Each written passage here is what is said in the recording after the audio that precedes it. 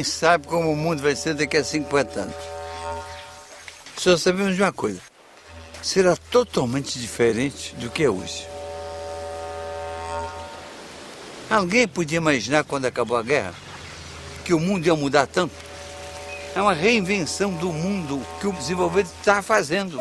Então, a coisa mais importante para os brasileiros, presta atenção, o mais importante é inventar o Brasil que nós queremos.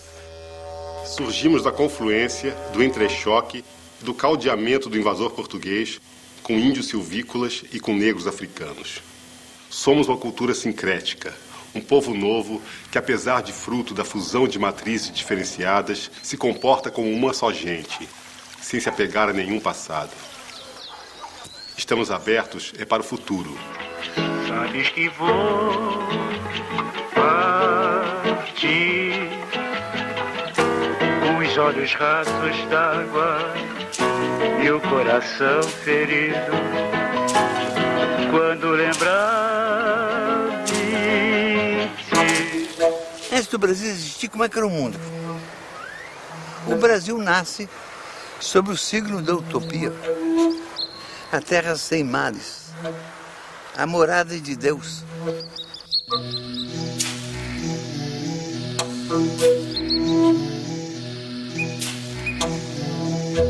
Há 1000 anos atrás, de lá pelo ano 1000, tem cartas que falam de uma ilha Brasil. Isso significa que o nome Brasil não vem do pau-brasil, não. Isso aqui era a Ilha Brasil, que alguns navegantes sabiam. Mas um dia, os portugueses precisaram fazer uma descoberta oficial, mandando até um escrivão do cartório declarar no cartório que foi descoberto. Isso foi em 1500. Mas ele preexistia há muito, fisicamente, biotericamente, biologicamente e humanamente, com a humanidade indígena. Humanidade diferente. De uma gente que agradeceu a Deus o mundo ser tão bonito, que existia para viver a vida, para gozar a vida. A finalidade da vida era viver.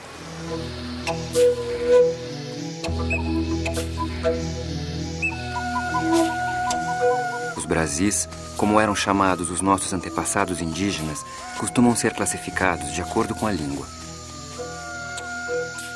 Em 1500, poderiam totalizar entre 1 e 8 milhões de pessoas, distribuindo-se da Foz do Oiapoque ao sistema fluvial Paraná, Paraguai e Uruguai.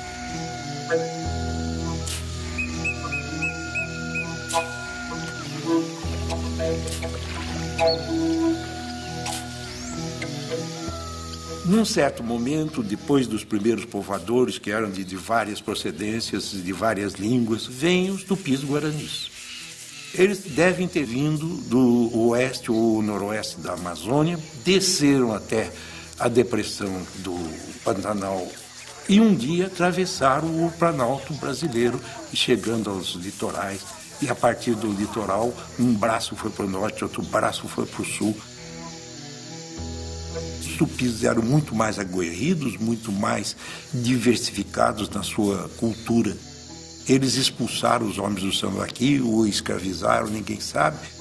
E, curiosamente, nessa diáspora fantástica da marcha dos tupis, eles foram até a Amazônia.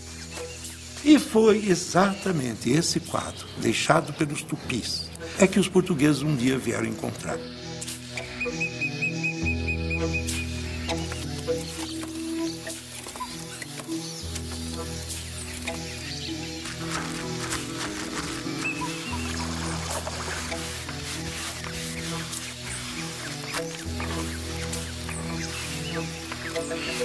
Assim esses povos existiram por séculos. Chegaram a conhecer a natureza em detalhe.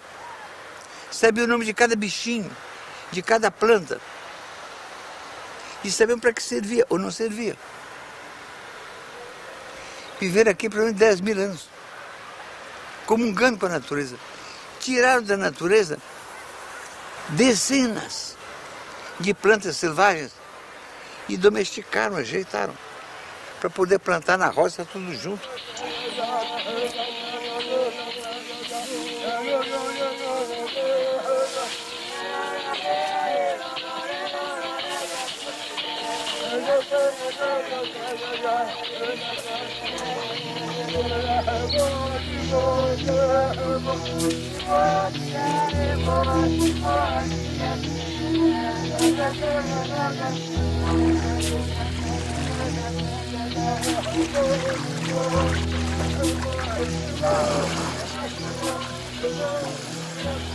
Não era, obviamente, uma nação, mas tão só uma miríade de povos tribais. Viviam em aldeias, cada uma unidade social distinta, autossuficiente. Um índio, na força da sua cultura, ele se basta a si mesmo, ele é autossuficiente, ele sabe fazer tudo o que ele vai precisar ao longo de sua vida. Sabe fazer a sua casa, sabe fazer a sua roça, plantar e colher, sabe fazer os seus instrumentos de trabalho, seu arco, sua flecha, sua canoa, sabe fazer esteira, sabe fazer rede e sabe identificar as espécies do seu ambiente que servem como alimento ou como medicamento.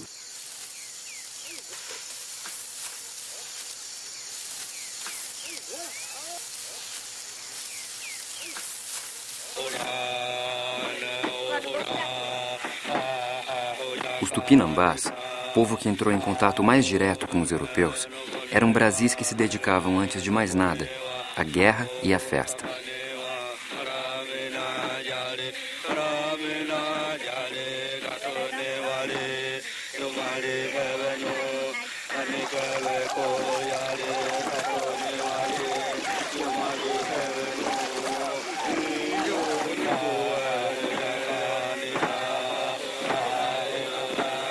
A função social da guerra entre os tupis era uma função em face do seu caminhamento ao longo de grandes espaços. E em toda parte os tupis guaranis deixaram nomes para os acidentes, para as faces das escarpas, para os rios, para as regiões. Então o colonizador encontrou um país que já tinha referências deixadas pelos povos tupis.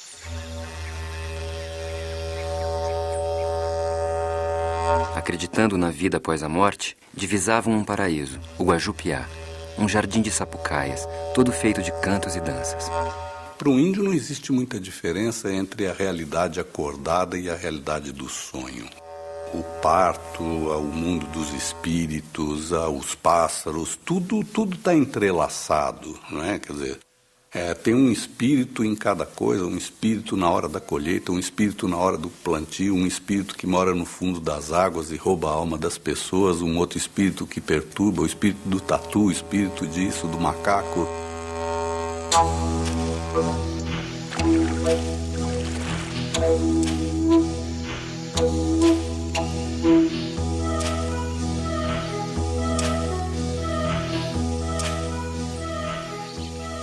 A aldeia Tupinambá era composta por 4 a 8 malocas, medindo às vezes mais de 100 metros de comprimento. Em apenas uma maloca, podiam morar até 600 pessoas.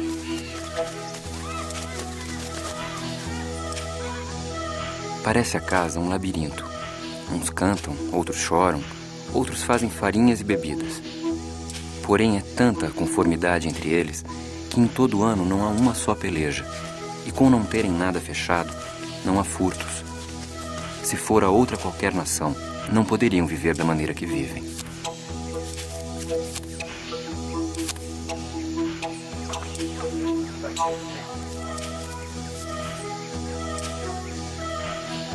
A aprendizagem da convivência e da sobrevivência era feita a partir do modelo dos mais velhos, e no fazer e no refazer.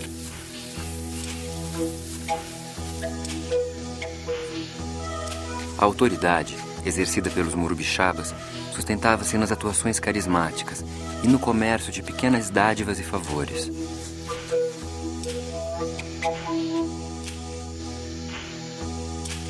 A liberdade sexual era grande.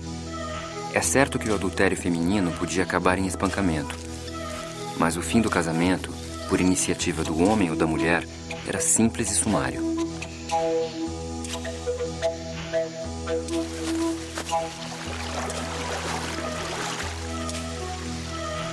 A homossexualidade era comum, sem a preocupação de se fazer dela um segredo. A divisão de tarefas entre homens e mulheres era nítida e marcada desde a primeira infância. O menino tem que ser formado para ser um índio, um caçador, um guerreiro. A menina para outras tarefas. Então isso já começa simbolicamente. Se o filho é homem, o orgulho do pai é colocar na beira da rede do filho um arco e flecha em miniatura, para mostrar que ele vai ser um guerreiro, um caçador. Para a menina, põe uma tanguinha, pequenininha, bonitinha, é para induzir a menina a ser uma tecelã, uma mulher trabalhadora.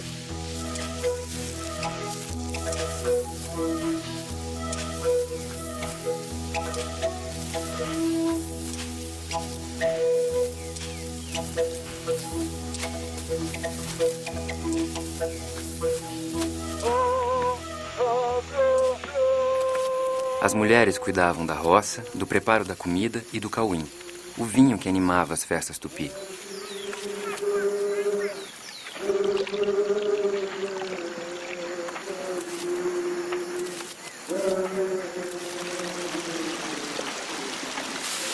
Eram da alçada masculina a fabricação de arcos, flechas, bordunas e canoas.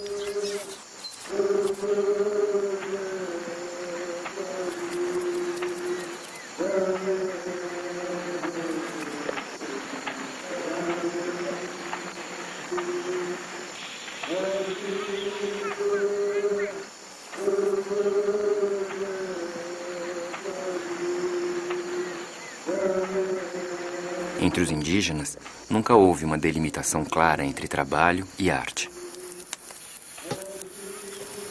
Essa coisa eu encontrei entre os índios. Os índios também, cada coisa que eles fazem, eles querem que ela seja perfeita, porque cada coisa os retrata. É vontade de beleza.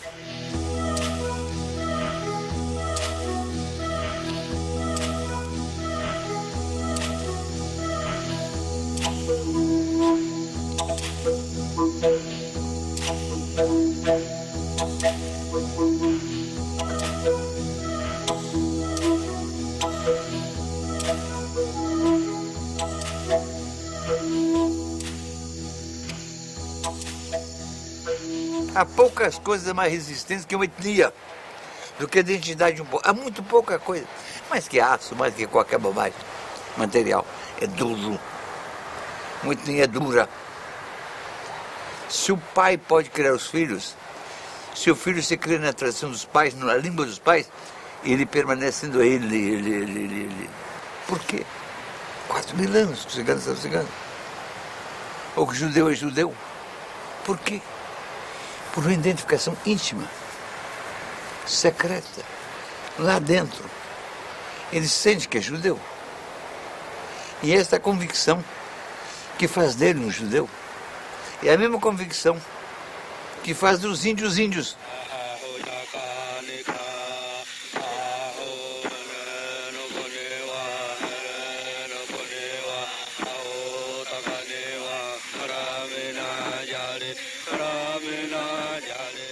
A poesia, a música, a dança e o vinho permeavam toda a vida social dos Tupinambá.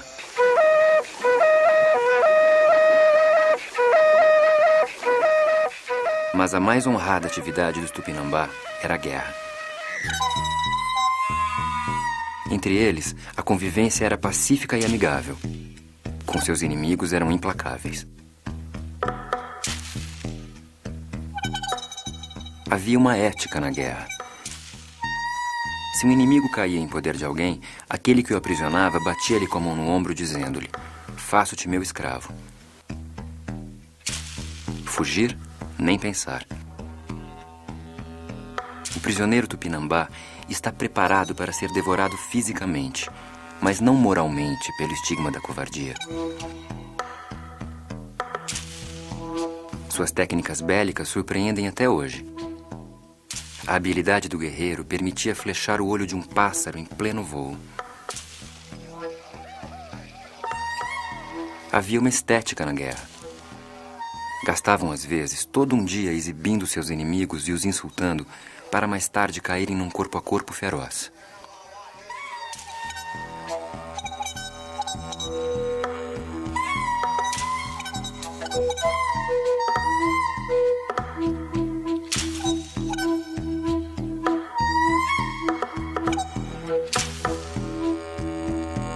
mar se fazia guerra também. As flotilhas tupi eram compostas de 100 ou 120 canoas. Em poucos dias, era possível irem de Bertioga à Baía de Guanabara. Os prisioneiros que os tupi faziam em suas guerras eram sacrificados e comidos. Era o momento máximo da vida da aldeia, a sua grande festa. O prisioneiro é levado à aldeia de seu amo.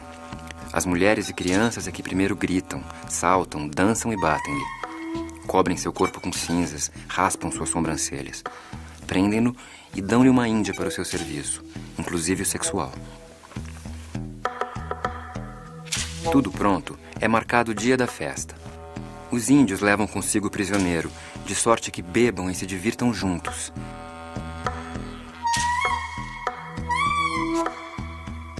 No dia seguinte, antes do amanhecer, já estão todos de pé, cantando e dançando em volta da Ibirapema, o tacape executor. O prisioneiro está com a mussurana, uma grossa corda, amarrada em volta de todo o corpo. A seguir, toma o tacape aquele que vai executar a vítima e diz: quero matar-te, pois tua gente também matou e comeu muitos dos meus amigos. Responde-lhe o prisioneiro: quando estiver morto, terei ainda muitos amigos que saberão vingar-me. Depois, golpeia o prisioneiro na nuca, de modo que lhe saltam os miolos, e imediatamente levam as mulheres o morto para o fogo. Raspam-lhe a pele e tapam-lhe o ânus com um pau. A esposa provisória do prisioneiro chora um choro ritual. O corpo é cortado em pedaços e assado. As vísceras são dadas às mulheres, que as fervem e com o caldo fazem uma papa, que chamam mingau. Quando toda a carne é repartida, voltam para casa, levando cada um o seu quinhão. O matador se recolhe em sua rede, durante dias. Sem participar do banquete, vai ele digerir o ato da morte. As coisas do mundo retomam os seus lugares. Fui estudar os índios urubus capó. Esses meus índios, de que eu tenho infinitas saudades, chamam-se a si mesmo Caapor. Caá é mata e Por é morador. Eles se definem como povos da floresta. Eles são os índios mais parecidos com os Tupinambá da costa brasileira. Eu queria estudar, queria saber como era o povo de que nós herdamos a forma de sobreviver nos trópicos. Isso tudo pode ser reconstituído pelos documentos do século XVI, mas é muito melhor ir vendo. Eles estão vivos e eu fui lá estudar isso.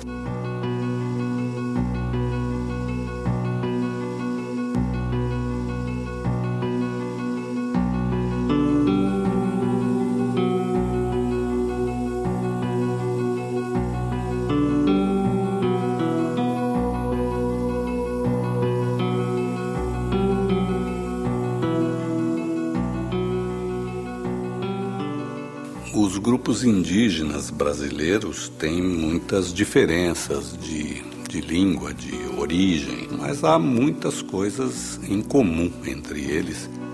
Cada um tem a sua roça, cada um tem a sua casa, mas ninguém é dono da terra. A terra é um bem comum daquela aldeia.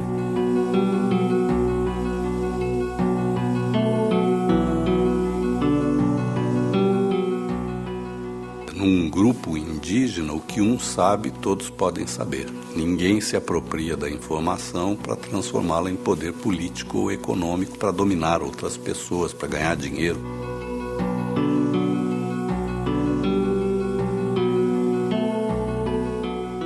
Num grupo indígena, o chefe é o representante da tradição, da experiência, da cultura daquele povo, é o grande mediador. Mas ele não dá ordens a ninguém. Um chefe índio não dá ordem. Um índio ia achar muito engraçado se outro índio desse uma ordem para ele.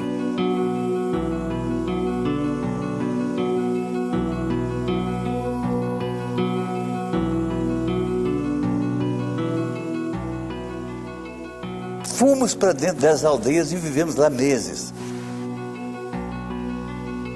Esses índios tinham muito carinho comigo e eu muito carinho com eles. Chegamos a ter uma grande intimidade. Um informante muito importante era Campocu. Esse é o homem mais sábio que eu conheci na vida. Ele me ditou uma genealogia dele de 1.100 nomes. Qual é o nobre que é capaz de ditar espontaneamente 1.100 parentes? Para esses índios é muito importante a herança, e por isso é que eles guardam dessa forma extraordinária a sua genealogia. Ao final, numa noite, na casa de Anancampucu, encaminhei o assunto para a antropofagia ritual. Queria confirmar com ele a descrição dos antigos ritos antropofágicos. Não fiz pergunta alguma. Simplesmente tomei uma corda, disse que era o Tupinambá e contei que havia anos os Tupinambá da costa costumavam matar gente de outras tribos para aprisionar e comer. Enorme era a sua emoção. Por fim, não suportou e disse: "Você é meu irmão, o seu avô é meu avô." Anancampucu começou então a contar que seus antepassados também caçavam gente de outras tribos para comer. Esses meus carapó são Tupinambá tardios. Tupinambá de 500 anos depois, mudados radicalmente no tempo.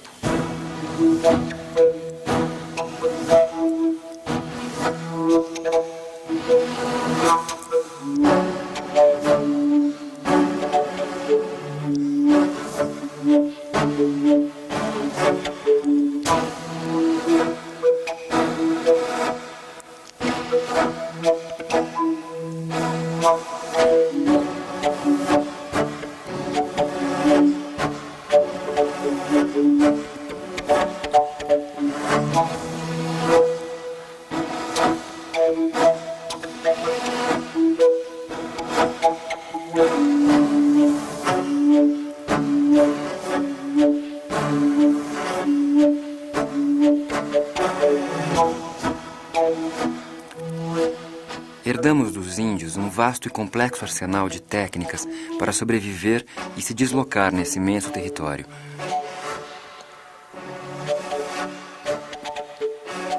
Herdamos centenas de frutos, árvores, ervas, seu trato e seu uso. Herdamos o hábito do banho diário.